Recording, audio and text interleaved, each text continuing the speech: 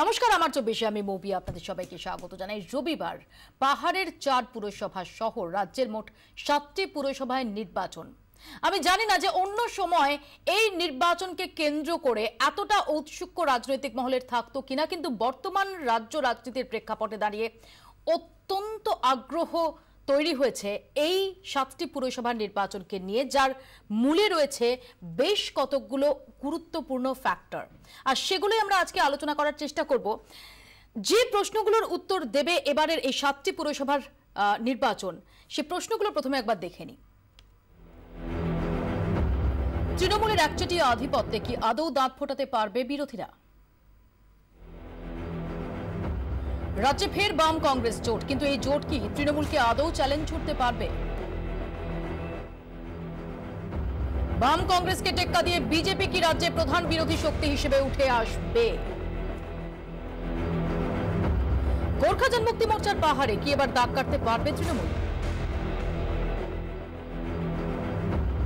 এই পুরো ভোটের ফলে কি পঞ্চায়েত ভোটের রূপরেখা তৈরি করে দেবে? আর যে জন্যই এতটা তাৎপর্যপূর্ণ এবারের এই 7টি পুরসভার নির্বাচন, আমাদের সঙ্গে আলোচনার জন্য যারা উপস্থিত রয়েছেন তাদের সঙ্গে পরিচয় করিয়ে দিই। রয়েছেন দুই অধ্যাপক দেবনারায়ণ সরকার এবং পার্থপ্রতিম বিশ্বাস, এবং রয়েছেন বিজেপি নেতা রাজু বন্দ্যোপাধ্যায়। আপনাদের সবাইকে স্বাগত জানাই। আমি প্রথমে রাজুর কাছেই আসি।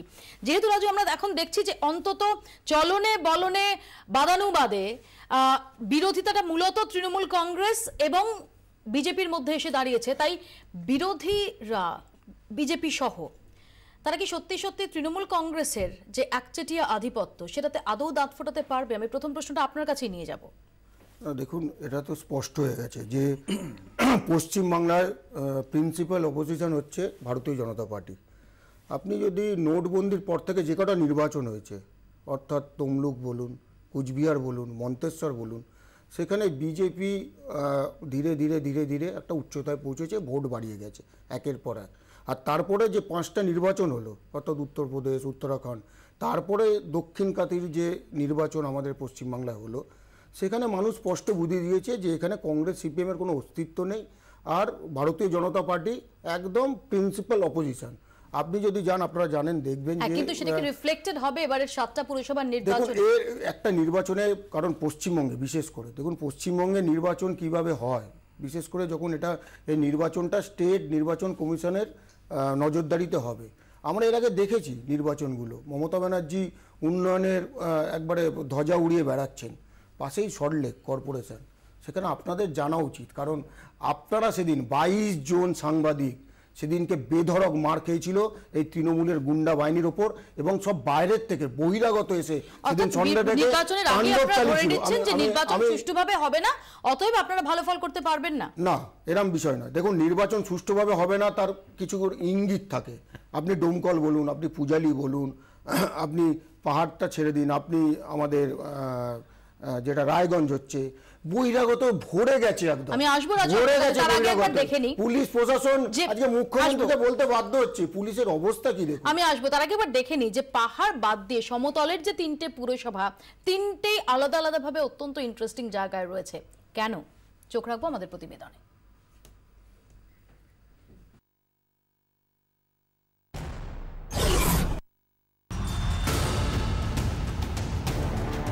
পুরসভা হওয়ার পর ডোমকলে এবার প্রথম ভোট। নবাবের জেলায় 8টি পুরসভার 7টি তৃণমূলের দখলে। 7টির মধ্যে 6টি পুরসভা বিরোধীদের ঘর ভাঙিয়ে হাতিয়ে নিয়েছে তৃণমূল। ঘাসফুলের আগ্রাসন ঠেকাতে 21 আসনের ডোমকল পুরসভার ভোটে এবার যুদ্ধের শিবিরই বদলে গেছে। 40 বছরের বিবাদ এখন অতীত। গত কয়েকটি ভোটের মতো এখানেও একজোট বাম কংগ্রেস। ডোমকল পুরসভায় 21টি আসনে প্রার্থী দিয়েছে তৃণমূল। বামেরা লড়ছে 11টি ওয়ার্ডে। 10টি আসনে প্রার্থী দিয়েছে কংগ্রেস। সবকটি আসনে প্রার্থী দিয়ে লড়াইয়ের ময়দানে রয়েছে বিজেপি। কংগ্রেস সিপিএম জোটে যাওয়ায় লড়াই এবার ত্রিমুখী। ডোমকলের ভোট মানেই অশান্তি। এবারও ইতিমধ্যেই শুরু হয়ে গেছে বিক্ষিপ্ত হিংসা। ভোটের দিনেও তার আঁচ পড়ার আশঙ্কা রাজনৈতিক মহলে। পুরো নির্বাচনের রায়গঞ্জ এবার পাল্টিগঞ্জ। 180 ডিগ্রি ঘুরে গেছে যুদ্ধের শিবির। 2011 সালের পুরো নির্বাচনে বামকে রুখতে তৃণমূলের সঙ্গে জোট করেছিল কংগ্রেস, তৃণমূলকে রুখতে এবার তারাই জোট করেছে বামেদের সঙ্গে। 27 আসনের রায়গঞ্জ পুরসভা, তৃণমূল প্রার্থী দিয়েছে 27টি ওয়ার্ডে, বামেরা লড়ছে 9টি ওয়ার্ডে, 17টি ওয়ার্ডে লড়ছে কংগ্রেস, 24টি ওয়ার্ডে প্রার্থী দিয়েছে বিজেপি। কংগ্রেস দুর্গ রায়গঞ্জে বরাবরই হাতের সঙ্গে কাস্তে হাতুড়ির টক্কর দেখে এসেছে শহরবাসী। বিরোধী জোট তারা কিভাবে নেন সে প্রশ্ন থাকছেই। বামফ্রন্ট সরকারের সোনালী দিনেও পূজালি ছিল কংগ্রেসের দুর্গ। বছরের পর বছর সেটাই ছিল ট্রেডিশন। 2013 সালের শেষ দিকে মুকুল রায়ের হাত ধরে রং বদলে ফেলে পূজালি। কংগ্রেস কাউন্সিলররা তৃণমূলে যোগ দেওয়ায় পুরসভা যায় তৃণমূলের দখলে। অভিষেক বন্দ্যোপাধ্যায়ের লোকসভা কেন্দ্র ডায়মন্ড হারবারের আওতাভুক্ত পূজালি, সেখানে তৃণমূলই অ্যাডভান্টেজ। ঘাস ফুল ঝড় ঠেকাতে সেখানেও এবার বাম কংগ্রেস জোট। 16টি ওয়ার্ডে পূজালি পুরসভা, 16টি ওয়ার্ডেই প্রার্থী দিয়েছে তৃণমূল। 8টি করে আসনে লড়ছে বাম আর কংগ্রেস, 16টি আসনেই লড়ছে বিজেপি। কাঁথি উপনির্বাচনে বিজেপি দ্বিতীয় স্থানে উঠে আসার পর পূজালিতেও পদ্ম ফোঁটা নিয়ে জোর জল্পনা। অন্যদিকে জোটের ধারাবাহিক ব্যর্থতা ঢাকার চ্যালেঞ্জ বাম কংগ্রেসের সামনে। ব্যুরো রিপোর্ট, 24 ঘন্টা। দেবনারায়ণবাবু, বিজেপি কিন্তু দাবি করছে যে বিজেপি নাকি তৃণমূল কংগ্রেসের ঘাড়ে নিঃশ্বাস ফেলছে। এই দাবিটা দক্ষিণ কাঁথি উপনির্বাচনের ফলাফলের পর থেকেই করছে। তো এবারের পুরসভা নির্বাচনে কতটা চ্যালেঞ্জ তৃণমূলের জন্য? আমি একটু সংশোধন করেছি। বিজেপি দাবি করছে শুধু না, মুখ্যমন্ত্রী মমতা ব্যানার্জি কার্যত স্বীকার করে নিয়েছে। বিখ্যাত দার্শনিক এরিস্টটলের নিকোমেসিয়ান এথিক্সে লেখা আছে, one solo does not make a summer, neither does on fine day, one day or brief time happiness does not make a man entirely happy. একটা পরিচয় পাখি আসলে পুরো সামারটা আসে না। না না, আমি বলি একটা পরিচয় পাখি আসলে একদিনের সুখ আসলে পুরো সুখটা। রাহুল গান্ধীকে বলছেন? না না, আমি না, আমি তোমাকে বলছি। তুমি যে বলছো বিজেপিকে বলছেন, বিজেপিকে বলছি, তোমাকে কেন বলছি? যাতে পরিচয় পাখি বলেছিলেন তার কোলে গিয়ে বসেছি। না না, আমি তোমাকে বলি হাত ধরে এখন পাগল হয়ে যাচ্ছে। না না, আমার কথাটা তোমাকে বলতে দাও। তোমরা আজকে তোমরা তো অ্যাডহক পার্টি, যেখানে উত্তরবঙ্গে সেখানে গিয়ে এক বাড়িতে মহালি বাড়িতে খেলে সেখানে 10 দিন পরে দেখা গেল তারা তৃণমূলে। কি কিসের জন্য? ভালো প্রসঙ্গ তুলেছেন। কিসের জন্য তৃণমূল কংগ্রেস জন্ম হলো কোথা থেকে? 25 তারিখে বিজেপি না থাকলে তৃণমূল কংগ্রেসের জন্মই হতো না। আপনি তৃণমূলের জন্ম ইতিহাস বৃত্তান্তটা জানেন না। জোর করো না একটু। না জোর করে না, জেনে নিন। আপনি বোধহয় জানেন না। না, আমাকে একটু বলতে দাও। বলুন না। তোমরা তারপরে অন্যদের দেখতে গেলে আপনারা অন্যদের বলতেই দিচ্ছেন না। ফুল টাইম পার্টি করো।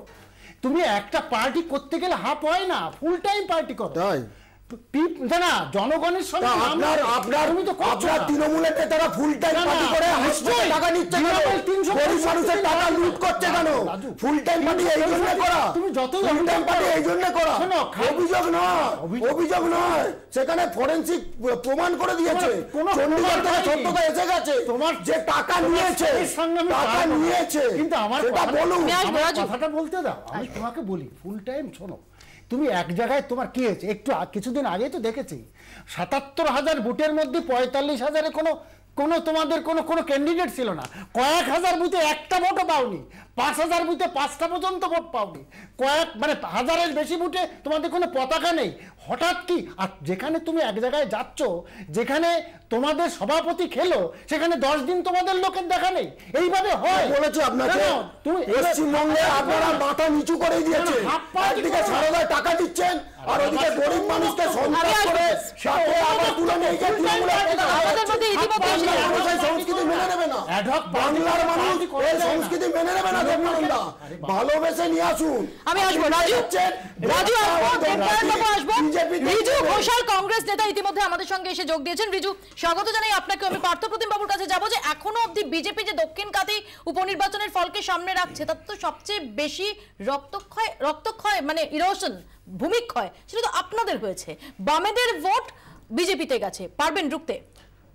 ভূমিক্ষয় আসলে হচ্ছে গোটা রাজ্যের গণতান্ত্রিক পরিবেশের। এই কারণের জন্য আপনি এক্ষুনি ক্লিপিংস দেখালেন না, যে পুরসভা নিয়ে আলোচনা করছে। আজ সন্ধ্যাবেলায় মুর্শিদাবাদ জেলা 7টা পুরসভায় বিরোধীরা জিতেছিল।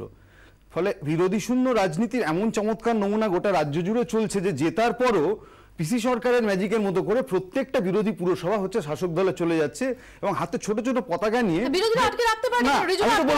আমি আবার বলছি যে হাতে ছোট ছোট পতাকা নিয়ে মুখ্যমন্ত্রীর উন্নয়ন যজ্ঞে সামিল হওয়ার যে তাগিদ প্রত্যেক জায়গায় দেখা যাচ্ছে, তাতে বোঝা যাচ্ছে গণতন্ত্র সত্যি সত্যি কতটা প্রশ্নের মুখে দাঁড়িয়েছে। দুই, আমি আপনাকে বলছি, আপনি ভোট নিয়ে আলোচনা করছেন, ভোট তো একটা ইনস্ট্রুমেন্ট, যে সেদিন যাবে মানুষ ভোট দিতে পারবে কি পারবে না, কিন্তু তার আগের পরিবেশ, it is not assumption, it is not guess, it is reality. যে গতকাল মেদিনীপুর শহরের ডেলাইটে খুন হচ্ছেন বামেদের নেতা, আপনি প্রাক্তন মেয়র যখন যাচ্ছেন আটকাচ্ছে, দাঁড়ান আমি আপনাকে বলে দিই, আমি বলি আপনার কথার সময়, আমি আপনাকে বলছি যে যে আক্রমণগুলো প্রতিদিন হচ্ছে, আপনি ডোমকলে হচ্ছে আমাদের সাংসদ, বামপন্থী সাংসদ বিধায়ক আক্রান্ত হচ্ছেন ডেলাইটে, ওখানে জোট চলছে, দাঁড়ান জোট চলছে শাসক দুষ্কৃতী পুলিশ, এরা মিলে যে জোট চালাচ্ছেন। আমি বলছি আসলে গণতন্ত্রের উপর সবচেয়ে বড় চিহ্ন এটা, পুরো ভোট সাতটা কি রেজাল্ট হবে অন্য কথা। যাদের সঙ্গে আপনারা জোট করছেন আপনাদের বিরুদ্ধে তো অভিযোগ করছে 4 জন ইতিমধ্যেই গ্রেফতার ডোমকলে টিএমসিপি নেতা খুনের অভিযোগে।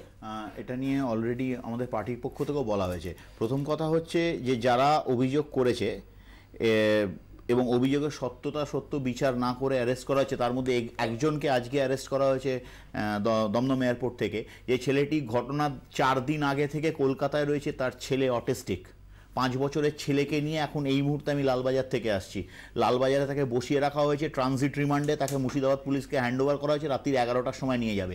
তাহলে খুনটা করলো কে? অভিযুক্ত যিনি অভিযোগকারী যে সে একজনের নাম বলছে, অ্যারেস্ট আর একজনকে করা হচ্ছে। ঘটনা ঘটেছে যেখানে ভোট হচ্ছে তার থেকে 45 কিলোমিটার দূরে, এবং যে খুন হয়েছে অত্যন্ত দুঃখজনক ঘটনা, একজন মানুষের চলে যাওয়াটা কখনোই মেনে নেওয়া যায় না, কিন্তু যে খুন হয়েছে সে, তার পরিবারের লোক বলছে সে তো ডাইরেক্টলি পলিটিক্সের সঙ্গে যুক্তই নয়, সে কোনো পলিটিক্স করেই না, কেউ তাকে মরতে হলো কেন? এখন দুর্ভাগ্যের ব্যাপার হচ্ছে পশ্চিমবঙ্গে, একটু আগে তুমি বলছিলে না মৌপিয়া, কংগ্রেস কেন ধরে রাখতে পারেনি মুর্শিদাবাদের 7টা পৌরসভা? মজার ব্যাপার হচ্ছে আজকে অভিযোগকারিনী যে আছেন তিনি সাংসদের নাম বলছেন, বহরমপুরের সাংসদের নাম প্রকাশ্যে বলছেন। জয়দেব জানার ঘটনাটা মনে আছে তো? জয়দেব জানার ঘটনাতেও প্রকাশ্যে মানস ভূঁইয়ার নাম বলা হয়েছিল, সেই মানস ভূঁইয়া এখন তৃণমূলের সম্পদ, এবং এটাই হচ্ছে তৃণমূল পলিটিক্স। নিজেদের যে চ্যালেঞ্জগুলো সেগুলো মোকাবিলার একটা বড় পরীক্ষা। তৃণমূল কংগ্রেস চাইবে যে পাহাড় এবং অধীর গড়ে সম্পূর্ণভাবে নিজেদের ক্ষমতা বিস্তার করতে, বিজেপি চাইবে তৃণমূলের এই একচেটিয়া আধিপত্য সেটাকে কোথাও ক্ষুণ্ণ করতে, অন্যদিকে বাম কংগ্রেসের অস্তিত্ব রক্ষার লড়াই।